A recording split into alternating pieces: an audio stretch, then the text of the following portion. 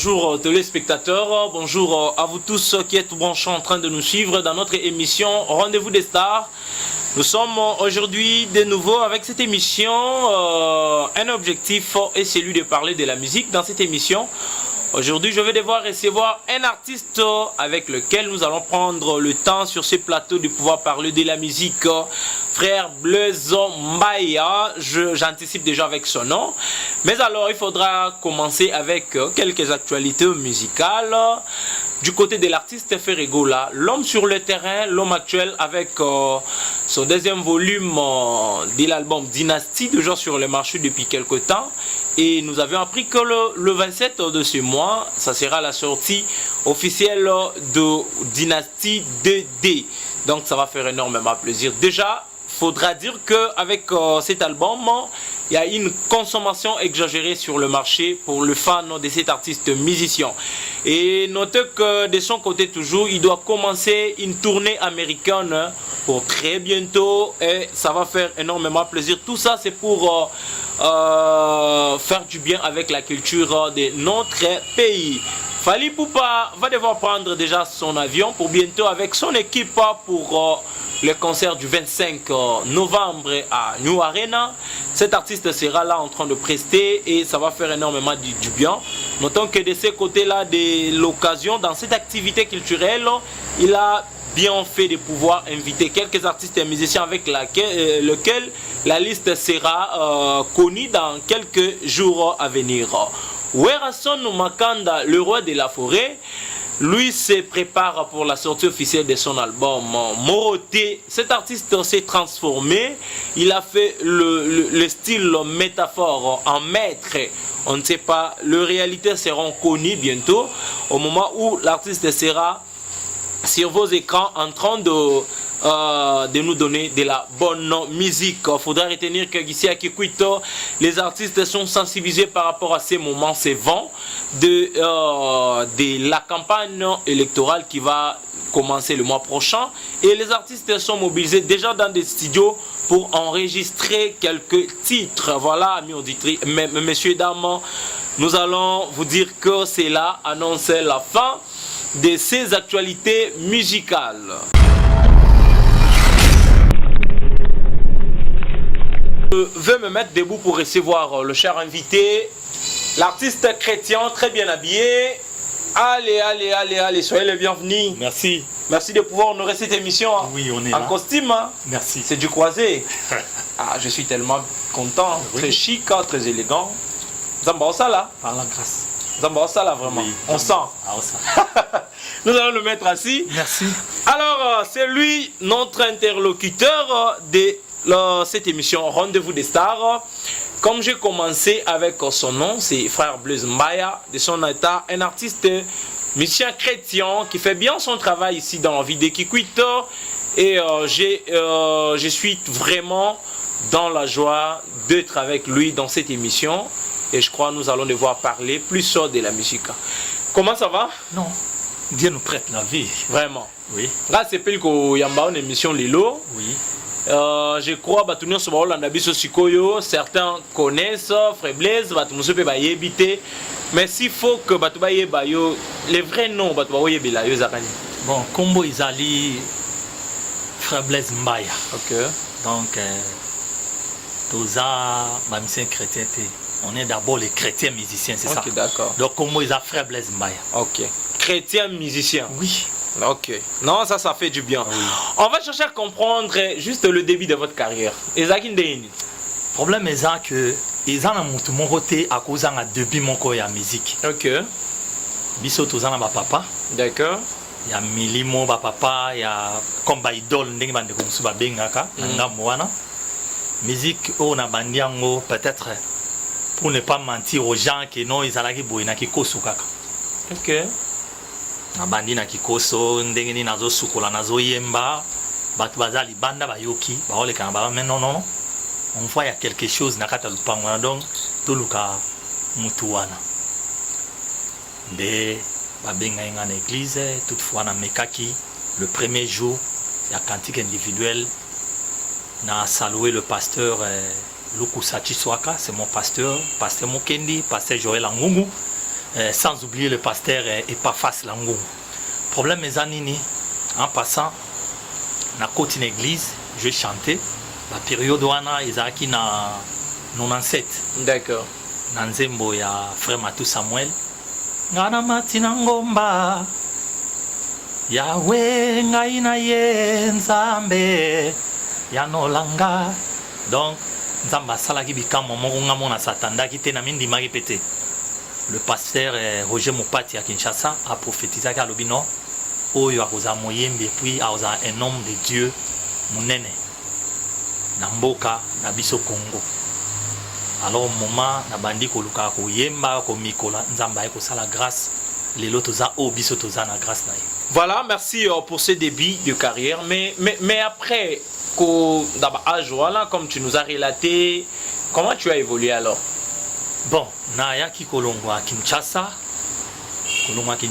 par rapport à l'église, mais nzamba ebaki ke zana mission moko peut-être à partir à Kikwit Bandundu ou Kwilu nde toye kokoma, mais à part wana d'abord j'ai travaillé à l'Angola. OK.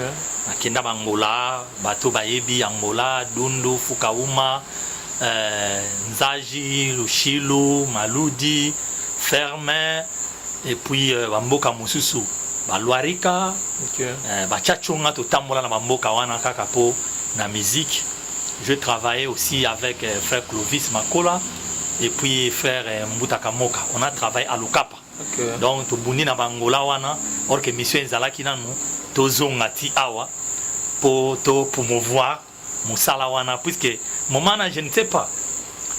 Ce qui banani bazalaki, mais tu retrouves que vide mon cousin par rapport à la province à Kwilu, Grand Bandundu, précisément la ville qui quitte que non. Tu retombes pour la peine musique chrétienne et Zalaki te na tangwana. Moment où il y a un tout bunda malembe na be fort ne to le kaba émission ndenge bande ke belé ba otala biso comme honorable Armand Sangassan numéro 56 wana to lobeli bandi campagne héros eza campagne numéro de kangami numéro de kangami pour ceux qui te redéchiffrer ngo na Bible ezali chiffre 5 et lobby chiffre 6 et lobby mais tozana alors problème ezali que nzamba yeko pesangolo wana yango moni tozo luka moye. OK. Fois passé to lobelaki ba honorable belé oyo yebi que non tozana posa na bango. Okay. Sans oublier honorable Papi Mitete. On va revenir. Wana Talaraka. Même l'album nanga na deuxième album. Il m'a soutenu asungaki ngai quelque chose autre lobela pété pour mutu na mutu. Ana ngolo ne pe eloko ekozanga te po aza musungi abat. Wana to lobelela. D'accord. Alors nde tozoko meka ko évoluer muke na be fort na bino ya ko eba no to tombola ba artiste na biso ya awa. Merci beaucoup. Chrétienne, donc c'est ça. D'accord. Et pendant tout ce temps-là, Ozoaki a reçu la musique. Est-ce que dans ton fort intérieur, tu t'es dit que fallait normalement avoir un idole, ou bien pour toi tu faisais la musique avec l'idée selon laquelle il faudra nécessairement yomoko oteka imagina yo sans pour autant que soit na la nanzela artiste mo sala des gens là ou c'était comment? Et zalaki pambate ba idole bazali kaka ndenge bande kona biso msa profane oka landi idéologie ya papa ngabo ye nga king Kester ngabo boye donc ba idéologie wana ezali pe na musique religieuse. OK. Na kolobano ngande na zabo papa na ngai za Michel Bakenda nga doate na ngeza mutu songolo menga na se retrouvaki epai ya grand frère papa nangai José Nzita. D'accord. Donc dans le temps na ba 2008 9 10 à Kikwit on m'appelait José Nzita de Kikwit. Okay. Donc yende mutazalaki idole nangai, mais j'ai trouvé que non. Un truc de José Nzita. Je sais confirmer hein. Yé azali biso siko futo luka chemin na biso. Vous comprenez? Yango to côté na main. Trick ne kozanga te c'est mon père. Et ça musico peut-être et donc et faire ko yebani sanga na batu misusu. D'accord. Même aujourd'hui dans otambola wa mutu frère Blaise José Nzita Kikwit non. Mais na sina bandi ko pencher une référence alors. Oui. Et ça là ikaka Yesu nanga oyoka baebisi nga yoza munele kasi nga na yebi yone okufela kinga bato batulinga pona nini na yembelaka Yesu azali na ye mondele mer eya ayaki kanga pona bayuda pona ngai te yesengeli nga na luka nzambe na nga ya bamwindo natangi na Bible na moni ozana makila ya mindele te ya bamwindo pete Yesu ozana makila ya lobiko yo. Alors wana ezalaki référence muzuzu Ça va? pona ngai moi etelemi pona Congo pona Kikwiti pona Kwilu moi etelemi lokola Jose Bandeko atelemi saki moi titango bitumba na ngai ekosila wana ne moi na nga ekotambola. Voilà, ça fait du bien. Lui, c'est l'artiste Fred Bleu Zombaya en train d'interpréter l'artiste José Nzita. Ça fait du bien à vous tous qui êtes là en train de suivre cette émission Rendez-vous des Stars. Laissez-moi dire merci et faire une pensée positive à la fondation Guilhem Mukasa et à son président Guilhem Mukasa en direct des États-Unis qui nous suit. Je cesserai de vous dire que la vie de Kikwit compte sur vous et la jeunesse en particulier. Ah oui. Nous voulons aujourd'hui profiter de votre savoir, de votre raisonnement pour pouvoir aider la jeunesse de la ville, de pouvoir avancer. Donc, vous serez les bienvenus dans quelques jours dans la vie de Kikwit Guilhem Mukasa, ça va faire énormément plaisir.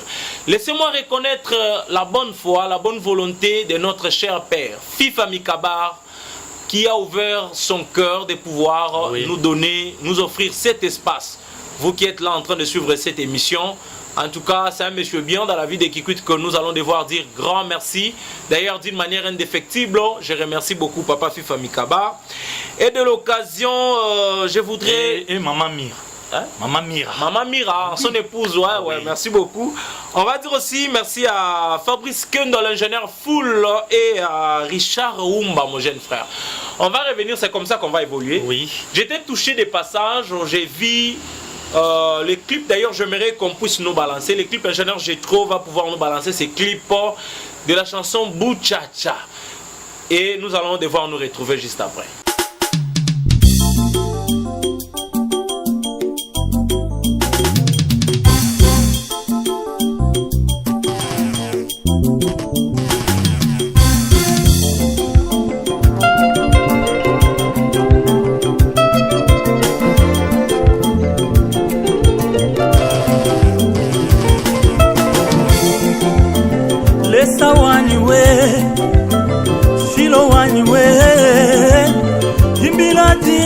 Balesa wani we olele akwena nzani mukwawe lele akwena nzani mukwawe lesa wani tumba lelo wali nangeye kaka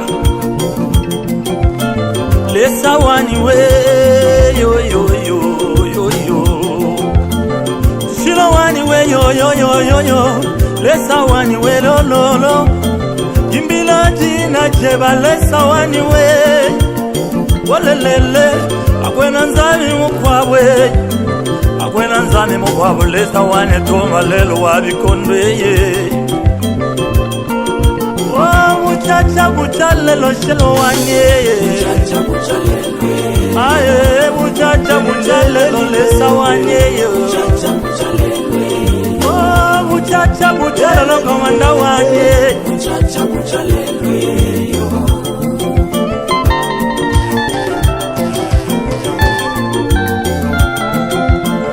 lesa wani we yo yo yo yo yo yo yo shilo wani we yo yo lesa wani we yo yo yo yo imilati na jeba lesa wani we olele kaka akwena nzani mukwawe lele akwena nzani mukwawe lesa wani tumba lelo panda jile muchacha buchalelo shefu wanye olele muchacha buchalelo manda wanye muchacha buchalelo shilo wanye muchacha buchalelo shilo wanye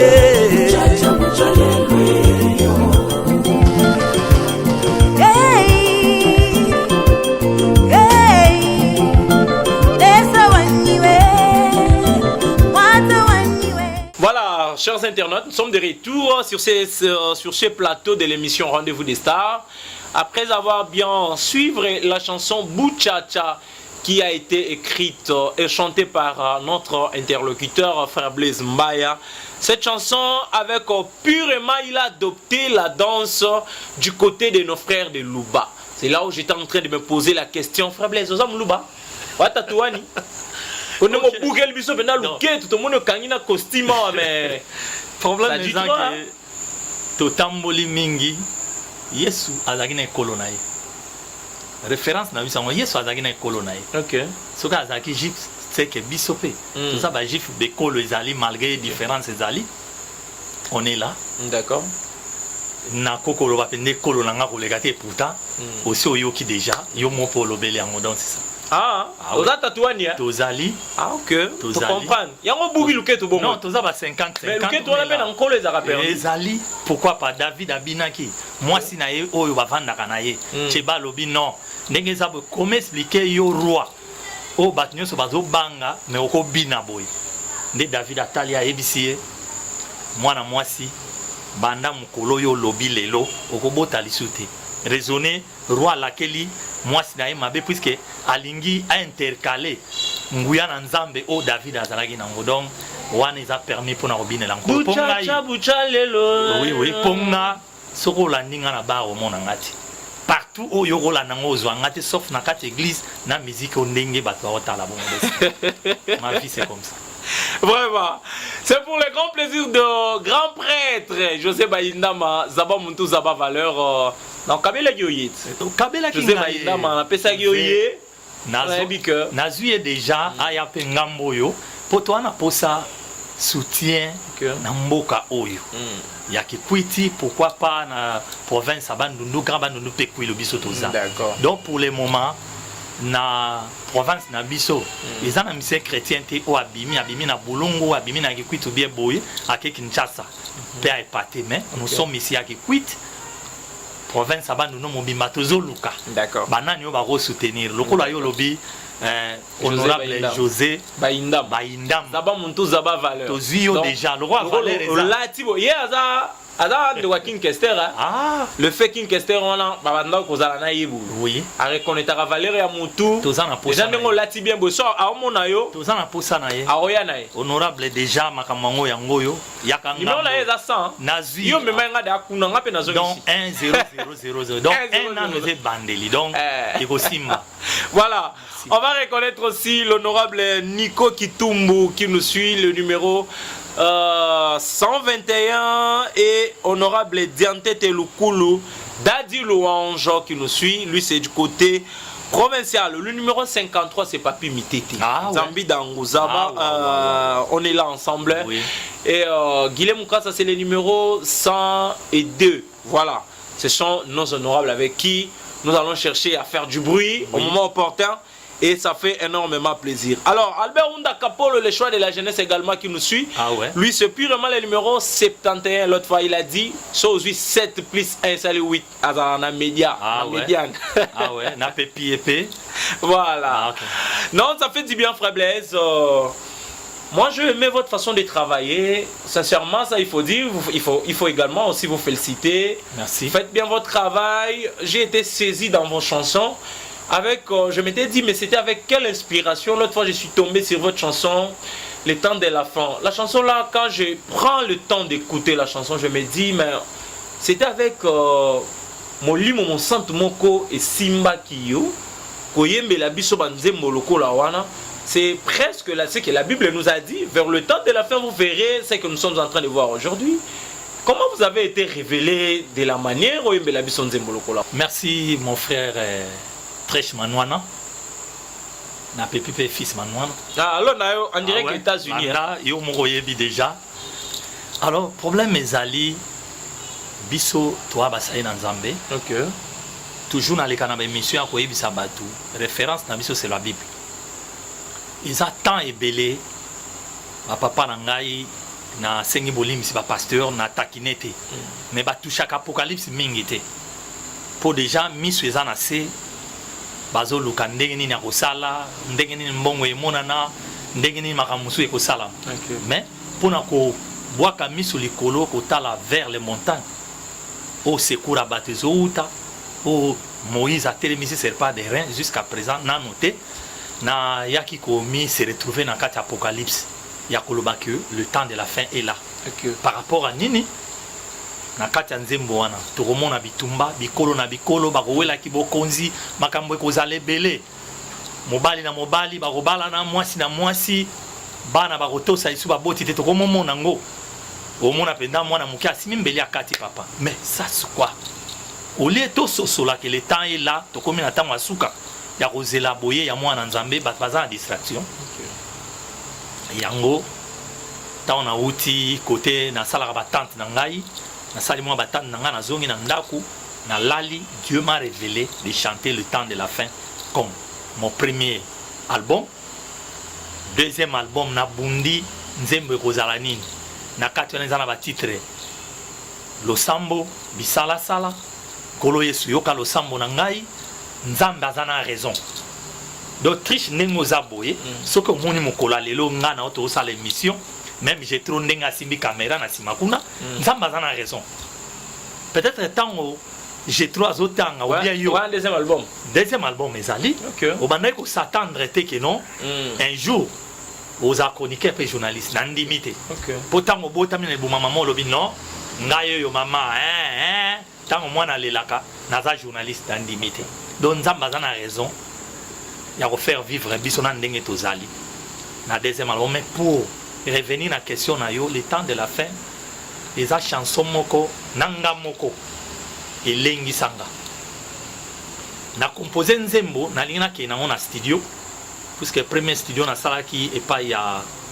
mon frère et fils Manzaka epai ya azali deuxième album nde naye kosala epai ya Alex Mystican Mboma les Mysticans bisika oza déjà topepio toza reconnaissant na bamisala na yo mbote alors temps de la fin eza nzembo moko soki peut-être nayembaki biloko à terre pour le moment mbeto oluka soutien te bato balinga bamona na bango puisque baza na posa ya biloko ya pamba par rapport muta kota na bozindo aliloba na nzambe ayeba non tant oyo biso tokomi eza mabe to bato bazokanisela yango te baomona a te ekosila nango ezaka makambo yeboye me eza makambo bible eloba eza eloko bakomi mais makomi wana ezovivifie donc ezosala bomoi na kati ya bato erevele bato donc c'est ça eza titre ya chanson moko phare bao bazolanda biso soki na permission na yo na sima caméra bakotiela biso yango ya koyoka nini yo nga na lobi ekosala malamu nini. Voilà, on va chercher à achever avec cette image de la chanson Le temps de la fin. C'est une chanson où moi je y perds, hein, franchement. Quand j'ai regardé les images, j'ai suivi le message, je me dis oh mes frères, oh Nzambe a révélé qui est Ezakini. Bon, ça reste comme ça, on va suivre après un temps. On va dire merci à Toto de Best Lusanga, le jeune entrepreneur, grand merci à toi. L'assistant compétent Hardy Mikese, merci de pouvoir nous habiller de la manière. Riva Makwaya, le gérant social, Emmanuel Giabonga, le gérant, l'assistant social. Grand merci à tous les amis qui me suivent du côté de Kinshasa. Ado Musanga, on va dire merci à Forlan Oyonduka, Medar Boaenzi, Ashma Amafuta, Berzon Barsa Luzolo. Ingénieur Meton Dandoul en direct du Congo central qui nous suit, ça fait également du bien. JPK Kassiama les médecins, Seth Ndandoula le docteur, on est ensemble avec vous tous, donc on reste toujours collés, soudés, ça va faire également du bien quoi. Nous tendons vers la fin de cette émission Frère Blaise, je vais revenir. C'est une question qui peut paraître problématique, mais c'est aussi simple. Parce que dans la question, quand tu poses des questions, il ne faut pas être problématique, hein, dans ma question. Non. Voilà, coach Nanga, je les salue, le vieux Rigobert qui dit qui me suit.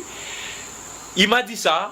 Ma question, elle est aussi simple, mais peut-être elle peut paraître un peu difficile. Sur les lots, Frère Blaise, on reconnaître qu'il y a aussi des artistes, musiciens de votre tendance, de votre style, qui font aussi bien du travail, qui doivent reconnaître.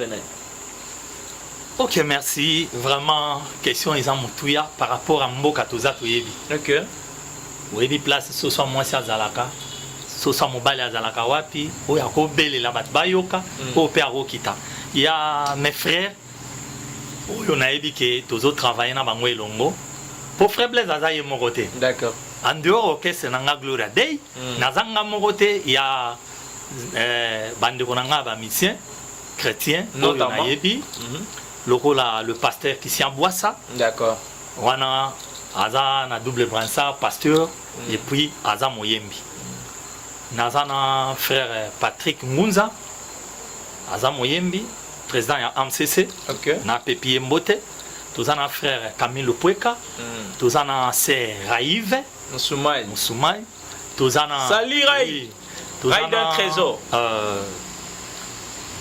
Frère Gloire Kabongo, Azap Moyembi, tous un frère Brali. Ok. Boto fait donc, bah on a reconnaître, bah ça on est belé, mais bah y est pour le moment. Ce qui n'atteigne pas donc. Merci pour la reconnaissance. Oui. Je m'en vais maintenant avec une question qui peut paraître difficile mais simple à répondre. Oui. Sur le logo le grand prêtre José Baindama, to Guilhem Mouka Sabalobi, Frère Blaise, on a besoin de produire une chanson en studio aussi pour la gloire de l'Éternel. Parce que so moninga Guilhem Mouka Salelo, moninga José Baindama lelo, to moni papi mitete lelo. Et ça grâce au Nzamba salé la biso tozana auto na ngolelo. Oui. Biso peut reconnaître Nzambe wana na ba œuvre na biso na ko soutenir ba œuvre na yi à travers ce que vous faites. Oui. Ba senge pa na yo osa la choisir un artiste avec lequel boye manze momoko pour la gloire de l'Éternel que vous allez en featurer. Osa la choisir né. Parmi ba to tangel biso a. Bon, ngai vraiment mon frère natambola ka selon ngati. Tout tambola selon bon moto, tout récupérer le côté. Donc, bande qu'on a tangi wana, nakoluka, nake, nabuki mabolongo nzambala kisinga. Puisque makamuna nyo na salaka, nzambala kisanga lobi bon. Cette fois-ci, okoyemba na mutu songo na lobi. Mais on va frère Wana, vous connaissez la qualité, la capacité de tout un chacun. Qualité salier le seulement faire un choix. Non, qualité salier le côté. On a besoin, il y a tout le monde orienté yo. Vous comprenez? Bible ABC bisoboye, Eli. Après que bon prophète abala kimi na désert, ko kima kimi a se retrouver yemoko. Ah oui, ça nzambe nini na bon moto puisque tout a gitolo. Alobi nzambe. Nde naza boye natikali ka nga moko prophète. Pourquoi ba prophète nyonso abal ba kufi donc nde naza bona tikali nga moko. Azeli e yanonzamba ebisi non? Eli. Et ça na 7000 prophètes. Ah nzambe. Nanu bagumba melingate.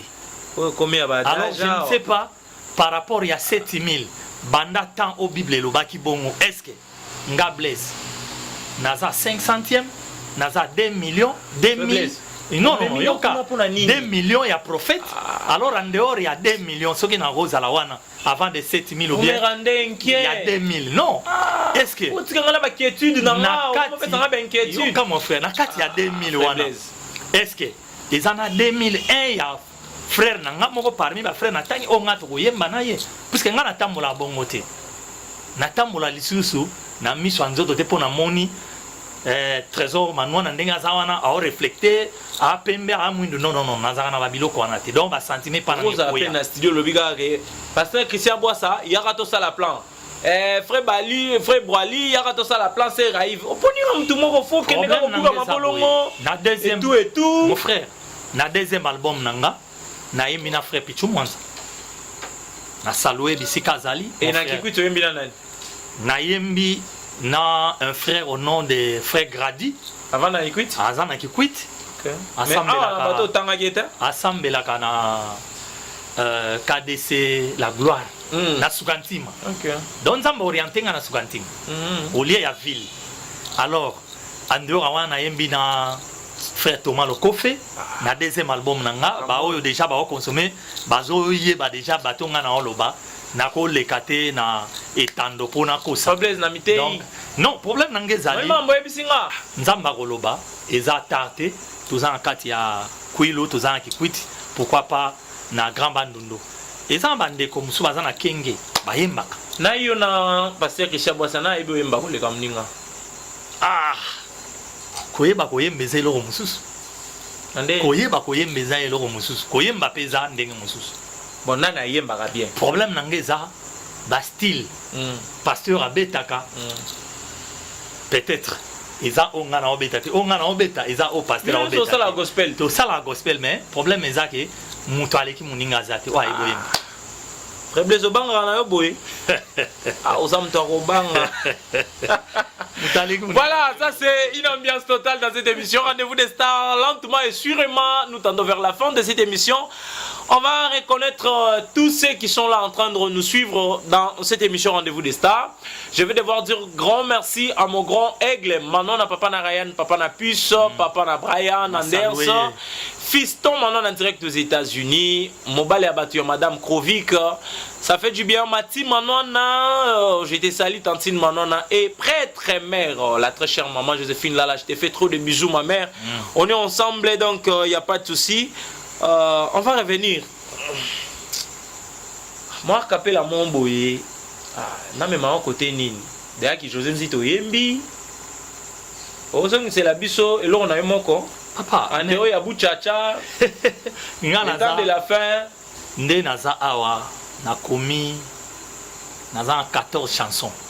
Donc na album na ngai deux albums na sali naza 14 chansons. Problème na biso eza po moi tubaki mayai. Donc yo ya ikeki lebu na betu tubudi na betu mikungu na betu bandini na betu. Donc ba album na nga na keko sala ngo na poto te wapi wapi même ba clip na nga. Je suis en train de faire ici. C'est une fierté. Consommons qui quitte. Donc c'est ça. C'est ça.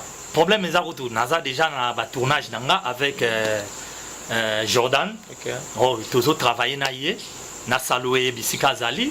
Album na sala qui premier tournant Fils Manzaka. Na eko sala deuxième album na ndeko na ngai Mboma Alex. Donc na so sala ngona kata ki kuti pona relaxa ngeno.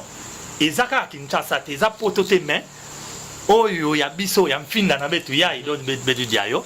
Naza na deux albums, naza na 14 chansons.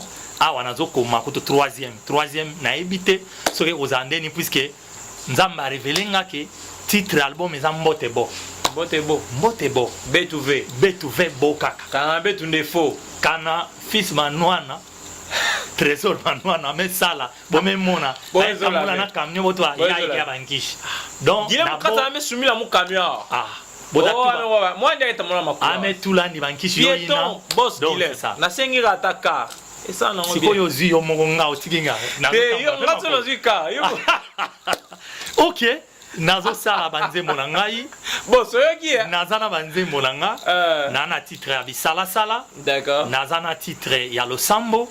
Nazana titre nkolo yesu yoka losambo na nga. Na kati ya premier album Buchache Ezali le temps de la fin dans le nom. D'accord. Ezali obongi na lokumu ezana kati do presque banzembo eza tellement na vie na ngai do presque banzembo ezebele soki peut-être bat bakolinga ba soutenir ba consommer ngo ba mo se sentir non na kati ya boala na betu vraiment yoke na moi bankulu na betu moshibuna yo yoke sala penda non ba tu comprendre non bankunga nzambe penda ke bulama donc allez on va penser à monsieur Kio qui le vient Marcel mon patron mon boss donc salutations sincères à toi, à Madame Dorcas Ndombe, à Madame Sarah Tumba, femme à la peau blanche, sincères salutations. Glory Molemo, Madame depuis Lubumbashi qui nous suit, ça fait du bien, femme forte quoi. Moi j'aime bien l'appeler comme ça parce que moi je suis à Bundara trop, donc ça fait du bien. Alors, Frère Blaise Tozo qui est presque dans cette émission, quasiment la fin de notre émission. Mais ça ne peut pas rater pour ne pas dire merci à Maître Rossi Pumboulou qui nous suit. L'Arsenal de belles mélodies. Grand merci à toi. Courage. J'ai toujours dit qu'avec toi, du courage, ça va aller. Et ça peut être quelques personnes qui ont un bunkolo siko. Bon, biso vraiment na makambo ya nzambe ezakaka nzamba zo pambola. OK. Mais par rapport au ya ozwa non ndenge za bambanga libanga bon. Eza pena vi na nga blaise te. OK. Nako loba a trésor, frère trésor nzamba pambola yo. Amen. C'est ça. Mais Amen. par rapport que non, ndé naza boye président yo non nzamba ya la fin pour na biso. Nzambe wa metinoa. Bon, nzambe ne mutasa. Ba kero na kaosa ya ba sans défaut donc ba bon. Bango déjà, baza bande konanga. Vraiment. Pour naebi ke ko umela te ba ko yaka pe ngamu na biso pour wana za fin. OK. Terminer ces années mamankolo. Absolument. Pour to ebi ba baluka na yaka frère tel, ndeko tel, musicien tel, star tel. Abongo ni motima ba ya déjà ngamu. Samba pa lelo bete lanzambe. Ngana ozela bango déjà na ngamu nanga. Alors pour na ko zala ingrate par rapport à vie na vivre un et nzambe. Deuxièmement, ba pasteur nanga, il y a ville ya Kikwiti, pourquoi pas na bandu no mobimba pe ba ba Rolanda biso même na poto. Okay. On est là, tous na posa soutien na bino.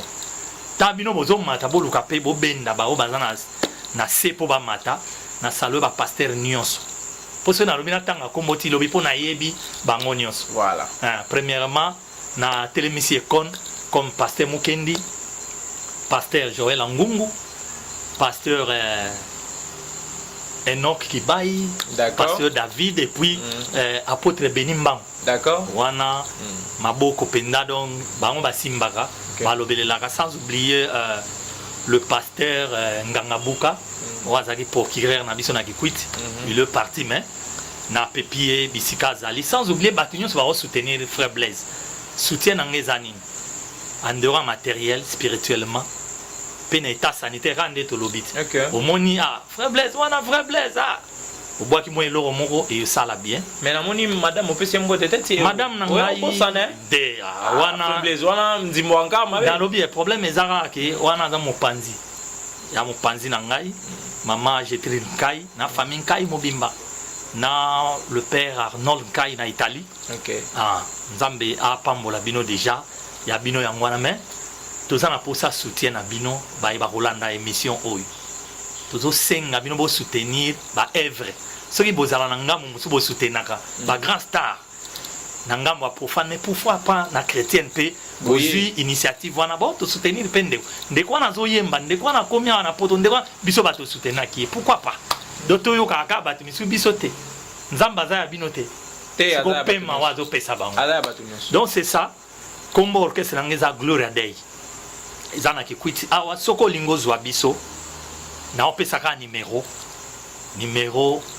na biso ezali 081 98 97 212 081 98 97 212 wana okozwa mon frère nalingaka mingi frère Mike Kalamba oyo aza lokola DT ya na bengi mouvement ya groupe d'adoration et technique oui. Merci alors beaucoup. ya suka ezakaka ya koyebisa biso nyonso tolandi ke losambo esengi na mokristo nyonso bomo ya mokristo na se losambo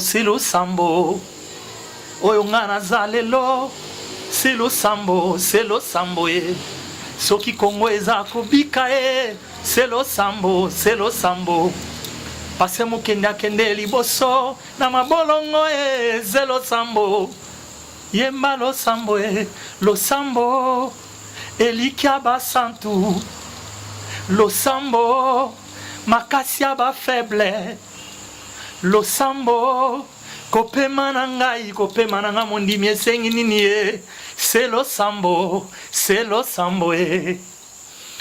Merci beaucoup. Cela annonce la fin de cette émission Rendez-vous des stars. Je vais devoir reconnaître mon papa, mon révérend Augustin Tamboué. Merci papa. Révérend Piqueur. Merci au pasteur Monsieur Pasteur Israël Nkwapom. Merci à tous les hommes dédiés. À travers vos prières, nous faisons qu'avancer. Donc merci, on va se mettre debout parce qu'on va boucler cette émission. Merci. Merci d'être avec nous dans cette émission aujourd'hui. Vous nous avez honorés. Merci. Et puis vous avez respecté les rendez-vous. Moi j'ai franchement aimé. Surtout que vous avez honoré l'émission Rendez-vous des stars avec une belle costume que moi j'envie, j'apprécie. Merci. Le problème est honorable déjà ba routine de la rabiso. Oh bino olati wana o mona o yaka nango. Voilà. Alors s'il faut à la fin tu peux sur ordre au dédié émission yona bana basimi balé. Waouh. Merci. Équation. Les équations T. Na pesi kaka bande konanga. Nakani mabo. Artiste. Ya basi. Po to zape na posa na bango. Te na lobika pa na basi. Artiste ou pas. Oui. Ça n'engage que vous. Na pesi Seraïf. Mbote na ye belé. Succès. Na mosala na ye. Na bosani pété. On s'est dit au revoir.